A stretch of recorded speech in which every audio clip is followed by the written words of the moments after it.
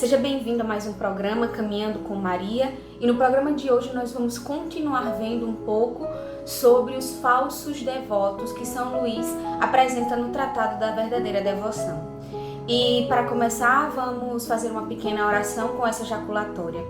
Ó Maria concebida sem pecado, rogai por nós que recorremos a vós.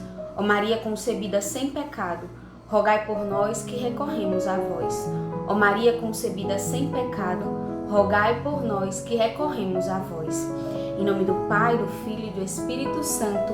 Amém. E depois de Deus, ninguém como Maria. No Tratado da Verdadeira Devoção, São Luís ele vai falar no numeral 96 sobre os devotos exteriores. E como o próprio nome já diz, os devotos exteriores são aqueles que se voltam apenas às práticas exteriores da devoção. São aqueles que vão usar medalhas, vão usar corrente, escapulário, vão rezar o terço, fazer ofício, participar das confrarias de Nossa Senhora, vai ficar somente nas práticas verdadeiramente exteriores, sem trazer essa devoção para o seu interior. Porque, como nós já vimos em programas anteriores, a devoção verdadeira à Virgem Maria não é desprezar as práticas exteriores de forma alguma, porque elas também são importantes. São sinais que apresentam a nossa devoção, que representam o amor e o carinho que nós temos por nossa mãe. Mas a prática da devoção ela não deve ficar somente nos atos exteriores. É preciso também que essa devoção me faça mudar, que traga uma mudança para a minha vida. É preciso que eu tenha uma vida interior, que eu lute contra as minhas faltas, contra os meus pecados predominantes. É preciso que essa devoção me leve a imitar Nossa Senhora. Então, se eu fico somente na prática exterior, eu não irei crescer numa verdadeira devoção. E esses devotos exteriores, como São Luís fala, eles vão ficar somente nesses atos, acreditando que ser devoto de Nossa Senhora consiste apenas nisso. Consiste em rezar o rosário todos os dias, fazer o ofício, fazer a ladainha, rezar as 3 Ave-Marias, ter a devoção ao Imaculado Coração de Maria, usar escapulário, usar medalha, corrente, se consagrar a ela, recitar um monte de orações, mas tudo da boca para fora, né? Quando na verdade nada disso vai representar verdadeiramente essa devoção. E essa devoção exterior não leva o devoto a fazer violência a si mesmo. Como eu disse, o verdadeiro devoto ele deve lutar contra as suas debilidades. Então, o devoto exterior acredita que a devoção se resume nisso, nessas práticas exteriores, sem que haja uma verdadeira mudança de vida, sem que haja uma verdadeira transformação. E como São Luís fala no tratado, ele diz que o mundo está cheio desta espécie de devotos exteriores e não há ninguém como eles para criticar as almas de oração. Estas, no caso as almas de oração, aplicam-se ao interior por ser o essencial, sem todavia desprezar a modéstia exterior que acompanha sempre a verdadeira devoção. Então o mundo infelizmente está cheio dessas pessoas que se dizem devotos de Nossa Senhora e que acreditam que a devoção consiste somente nisso, somente em usar esses sinais externos. E acabam sendo esses os maiores críticos das pessoas de oração, dos devotos que vivem verdadeiramente essa devoção de forma interior. Os devotos interiores, os verdadeiros devotos, são aqueles que não desprezam as práticas exteriores, continuam usando sua corrente, sua medalha, mas também buscam uma vida de intimidade com a Virgem Maria, buscam olhar para ela e seguir o seu exemplo de vida, o seu testemunho de vida. Olham para Nossa Senhora e pensam que determinada atitude, determinado comportamento vai ser contrário à vontade de Nossa Senhora, vai desagradá-la e por isso evita fazê-lo, porque se desagrada à mãe quanto mais ao filho. Então, os devotos exteriores, quando eles se tornam mais convictos nessa devoção, eles podem cair numa outra espécie de devoção, que é a devoção, que são os devotos presunçosos, que estão no numeral 97 do tratado. Os devotos presunçosos, por sua vez, eles são aqueles que têm a devoção exterior como um amuleto. Enquanto que os devotos exteriores, eles acreditam que ser devoto é somente fazer essas práticas, consistir em realizar essas práticas. O presunçoso, ele acredita que simplesmente por realizá-las, ele já está salvo. Ele não precisa mudar de vida, ele não precisa lutar contra os seus pecados. Ele acredita piamente, nas promessas que Nossa Senhora faz para cada uma das devoções, e acredita que simplesmente pelo fato de usar um escapulário, ou porque ele reza o texto todos os dias, ou porque ele é consagrado a Nossa Senhora, as promessas dessas devoções se aplicarão a ele.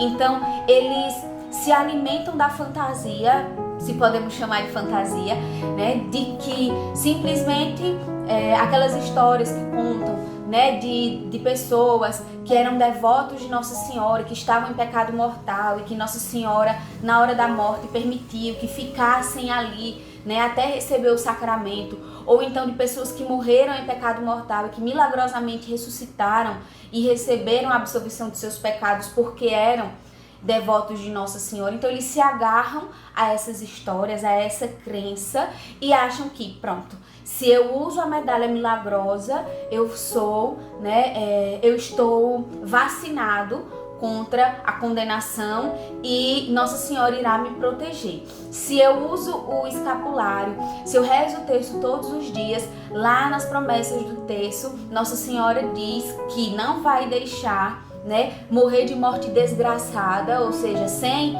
os sacramentos, a alma que rezar o terço todos os dias. Mas eu rezo o terço todos os dias e continuo levando a minha vida mundana, continuo levando a minha vida cheia de defeitos, a minha vida cheia de vícios, a minha vida cheia de ofensas a Deus. Porque o que São Luís fala no tratado é muito claro. Não é que para ser devoto de Nossa Senhora nós precisamos ser santos, nós precisamos ser perfeitos. Não, mas nós precisamos lutar contra o pecado. E o devoto presunçoso não. Ele se acomoda na sua situação de pecado, na sua vida de pecado, e acredita que, eu carrego um escapulário, então Nossa Senhora vai me livrar da condenação. Eu rezo o terço todos os dias e muitas vezes reza só da boca para fora, chega no quinto mistério, não sabe nem como chegou lá, e Nossa Senhora não vai me deixar morrer em pecado mortal, com uma morte trágica, Ela vai me salvar e me dar a oportunidade de me arrepender no último segundo da minha vida. Então o presunçoso é aquele que usa a devoção verdadeiramente como um amuleto, e nós podemos compará-los, inclusive, juntamente com os devotos exteriores, aos pagãos, que viviam a religiosidade, a fé, como simplesmente uma prática exterior, ritualística, cumprindo os ritos, porque os pagãos, quando eles serviam as suas divindades, nas religiões pagãs primitivas, ao servir a determinada divindade, o que importava era o rito que se apresentava, o sacrifício que deveria ser oferecido. Então, quando nós somos, quando nós nos identificamos como esses devotos exteriores e presunçosos, nós acabamos levando uma vida de pagão, daquele que olha para a prática e se limita apenas à ritualística exterior, sem que ela traga para minha vida uma mudança, sem que ela faça com que eu mude verdadeiramente de atitude, de forma de pensar, de forma de agir, sem que ela me leve a buscar cada vez mais progredir em virtude, em combater os meus vícios. E depois de Deus, ninguém como Maria. E São Luís ele vai falar no tratado que nada é mais prejudicial ao cristianismo como esta presunção diabólica. Ele chama essa devoção presunçosa como algo do diabo, do demônio, Porque, imagine, é você acreditar que Nossa Senhora vai lhe salvar, apesar de você passar a vida toda crucificando o filho dela. Imagine, São Luís ele vem trazendo um tratado que pensar dessa forma, né, é cometer um sacrilégio, que depois do sacrilégio contra a Eucaristia, né, as comunhões sacrílegas, esse é um dos maiores sacrilégios que um cristão pode cometer. Acreditar que Nossa Senhora irá lhe salvar simplesmente pelo fato de que você carrega uma medalha, que você recita as 3 Ave-Marias todos os dias, porque você faz o Ângelus todos os dias, porque você carrega no seu peito uma medalha ou um escapulário, mas você continua numa vida de pecado, continua ofendendo a Jesus. Seria tornar Nossa Senhora partícipe da sua vida, né, desgraçada que eu falo sem a graça de Deus. Seria tornar Nossa Senhora partícipe das ofensas que nós cometemos a Jesus. E isso Nossa Senhora não pode aceitar. As promessas que a Virgem Maria traz em cada uma das devoções que são apresentadas, né, sejam o uso de algum sacramental ou a recitação de alguma oração, todas essas promessas, elas são carregadas também de um desejo de mudança, né? de uma obrigação para que nós mudemos de vida, de que nós lutemos contra o pecado. Então, se eu acredito que simplesmente porque sou devota do Santo Terço, ou porque eu sou consagrada a Nossa Senhora e recitei uma vez na minha vida, né, diante da igreja, a oração de consagração e carrego a minha medalha, ou se porque todos os dias eu recito o ofício, ou se porque eu faço a devoção dos 5 sábados, dos 5 primeiros sábados do mês, enfim, tantas devoções marianas incríveis que existem. Se nós acreditamos que o fato de somente isso ser necessário para a nossa salvação, nós estamos ofendendo, né, violentamente e gravemente a Nossa Senhora e a Jesus. Porque nós estamos dizendo que Nossa Senhora, ela está participando, né, está sendo conivente com os pecados que nós cometemos e contra as ofensas que nós cometemos contra Jesus. Então, São Luís, ele vem dizer lá no numeral 99 que para ser devoto de Nossa Senhora, realmente você não precisa ser santo, né? Porque pouquíssimos então seriam devotos. Mas são precisos pelo menos três requisitos básicos para que nós possamos ser considerados devotos de Nossa Senhora e não devotos simplesmente exteriores ou presunçosos.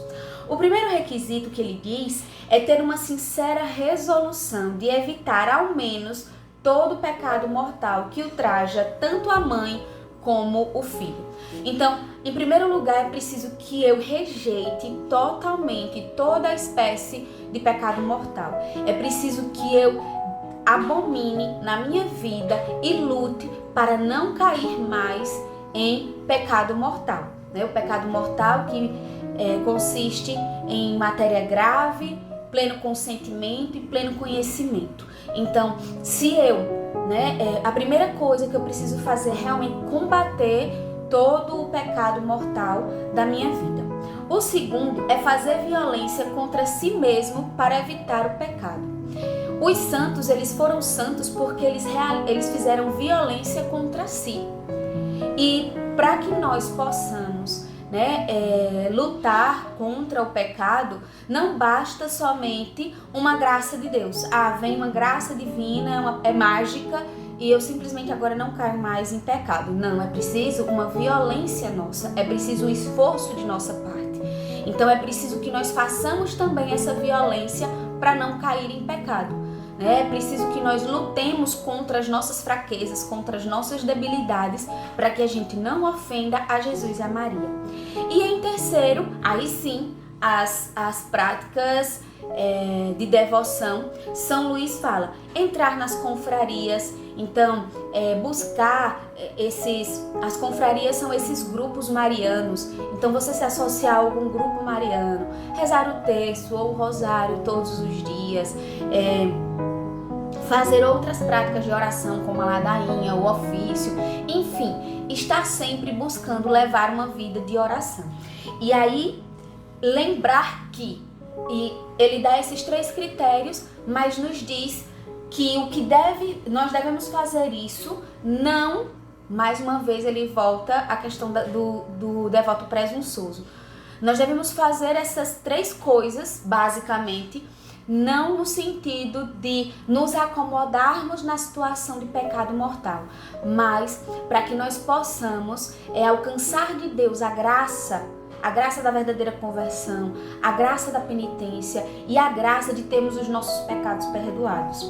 Então, o verdadeiro devoto de Nossa Senhora, ele não se acomoda na vida de pecado achando que uma simples devoção que ele tenha a Nossa Senhora vai fazer com que ele seja salvo no último minuto da sua vida. Não, né? É preciso que nós tenhamos uma vida de luta constante contra nós mesmos, contra as nossas fraquezas, contra os 3 inimigos da alma, o mundo, o demônio e a carne.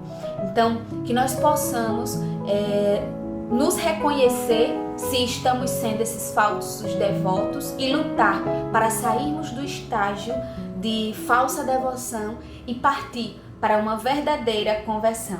E depois de Maria, ninguém como São José. Convidamos vocês a continuarem nos acompanhando nas nossas redes sociais, nos programas diários que nós fazemos. Curtam e compartilhem esse vídeo e que essas mensagens, essas catequeses que nós estamos trazendo possa servir para a sua edificação, para a maior glória de Deus e para ajudar outros irmãos que talvez não conheçam a verdade sobre as devoções marianas. Aguardamos vocês na próxima semana com mais um Caminhando com Maria. E depois de Deus, ninguém como Maria.